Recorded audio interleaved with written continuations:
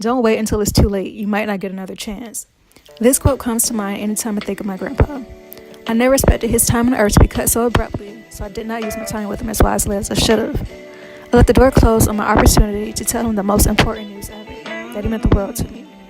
When my grandpa passed away, I instantly thought of a million things that I should have told him while he was still here. I'll always remember when we found out he had stage 4 lung cancer and had to stay overnight in the hospital to receive proper treatment.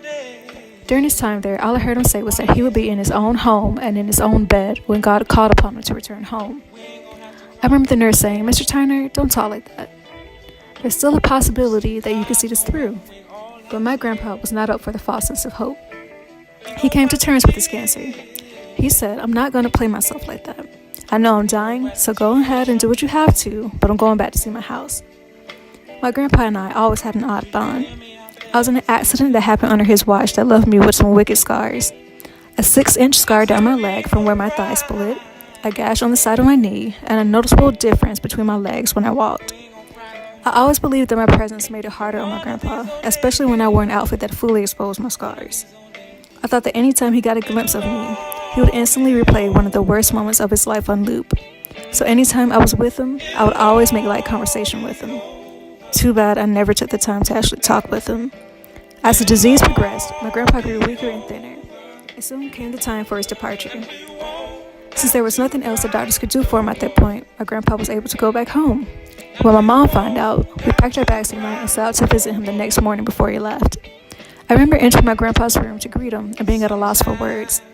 My mama chimed in shortly, saying, "Hey, Daddy, look, it's Jazzy." Immediately, my grandpa turned to find me. He could hardly speak at this time, but I could still make out him saying, "Hey, Jazz." I later found out that was the only time he spoke that day. I spent the rest of the evening with my grandpa. I pulled up a chair and sat by his side in silence while the movie Jurassic Park played on the television. As I sat there, I could not think of a better time to tell my grandpa what I thought of him and how much he meant to me. I played out everything I would tell him in my mind, but nothing I came up with seemed to feel right. I figured that I would wait until the rest of my family arrived the next morning to say their farewells. I felt as if my goodbye would flow more naturally during that time and would not sound like a rehearsed monologue like the speech I was planning that night. It seemed as if it were the perfect time to do so. When it came time for everyone to say their goodbyes, every member of my family went into my grandpa's room to say their final words to him. When my turn came up, I found myself at a loss for words again. I went to reach for his hand, but when I felt how cold he was, I grew even more still. As I formed my mouth to say something, my voice broke, and all that I could get out is, "Hey, Daddy, it's Jazzy." I honestly wish I could go back and say more at that moment. To let him know that I did not hold any grudges toward him about the accident, that I did not view him in a negative light, that I always saw him as my grandpa. After he passed, I always thought my grandpa never knew how much he meant to me.